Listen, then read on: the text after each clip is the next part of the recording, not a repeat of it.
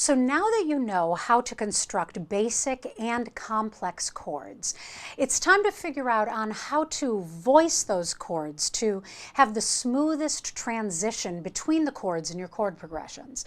And so what voicing is basically you're reordering the tones in a chord so that you can move smoothly from chord to chord without having to pick up your hand.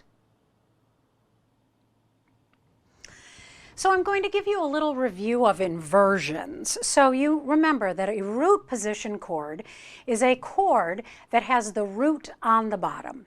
So a C major root position chord is C, E, G. The root is on the bottom, the third and the fifth.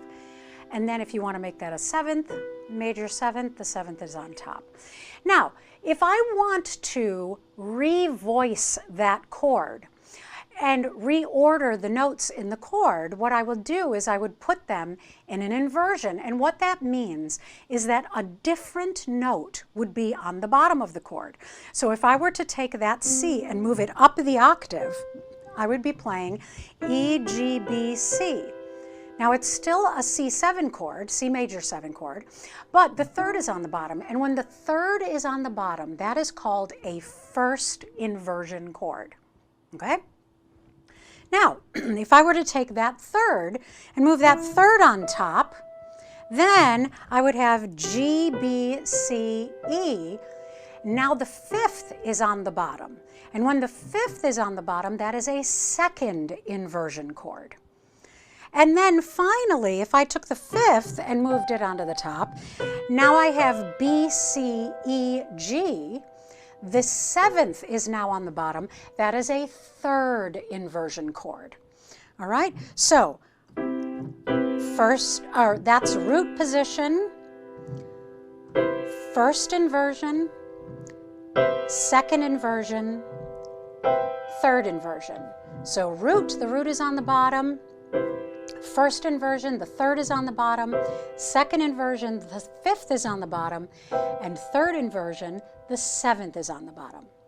Now, when you're playing a note or playing a chord that has several notes in it, like those ninths, the 11ths, the 13ths, you don't actually have to play all of the notes in the chord.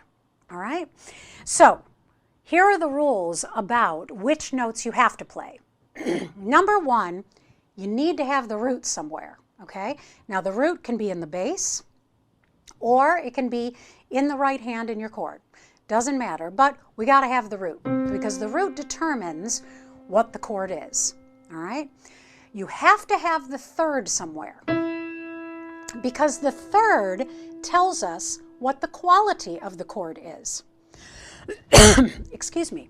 And so, like in a C major 7, the third is an E. But in a C minor 7, the third is an E flat. Okay? If we didn't have that E or E flat, we wouldn't know if it's major or minor. So we have to have the third. Okay?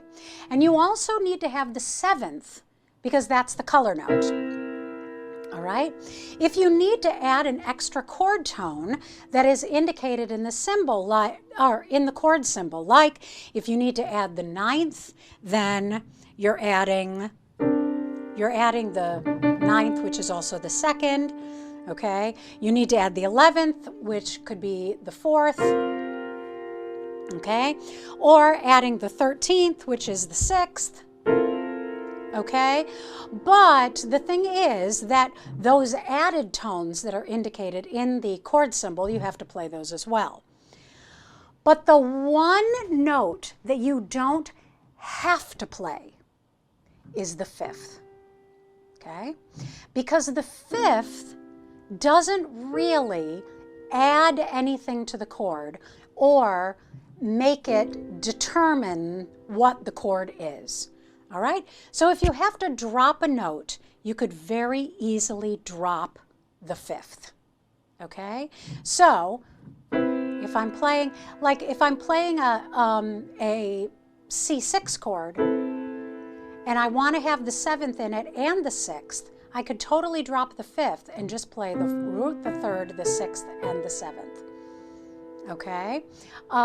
So you don't have to play the 5th if you have a choice, or if you need a choice of a note to drop because you only have 5 fingers.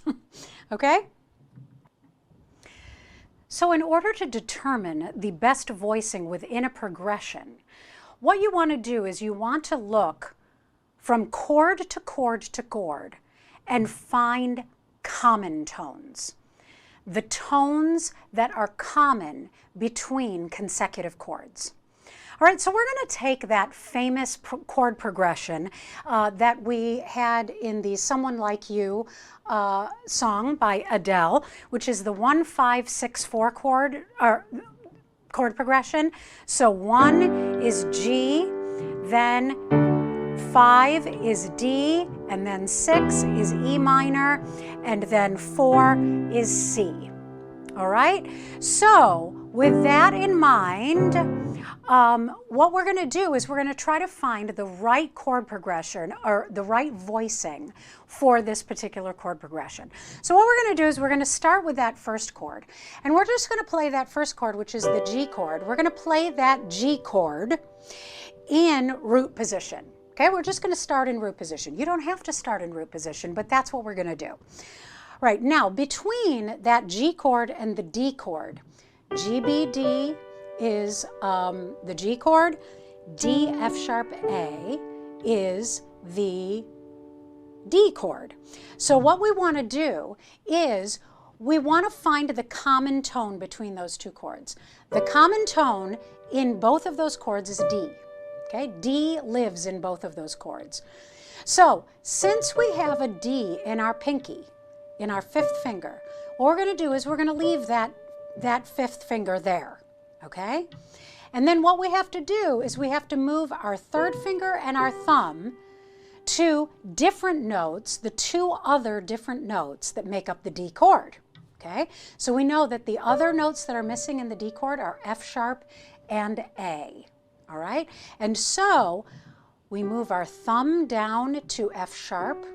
Here it says G flat, but just ignore it, it's F sharp. And then our 2nd finger can play A, okay? So now we are playing that D chord in first inversion, all right? So there is our root position G chord, then our first inversion D chord, okay? Now, our next chord is E minor. So now we have F sharp, A, and D. Okay, so our E minor chord is E, G, B.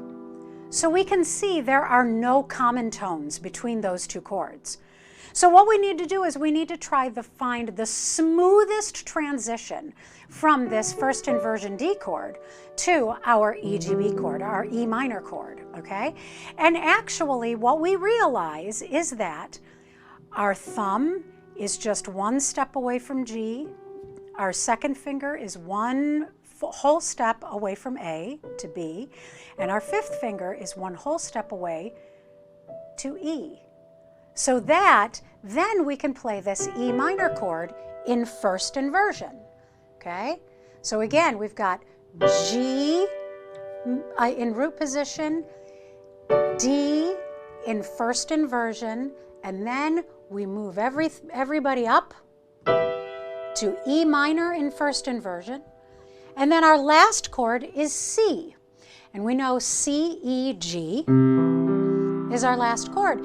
And now we have 2 common tones, right? Because G and E are both in the C major chord. The only note that we have to change is the B has to change to a C. Okay? So from our E minor chord, which is our 6th chord, to our C major chord, which is our 4 chord, it's just moving 1 step away, okay? So here's our 1 chord, our G, our 5, our 6, our 4. 1, 5, 6, 4. Sorry, I made that mistake. We got to do it again. 1, 5, 6, 4. All right? And that is how you determine how to find the best voicings for any given song. So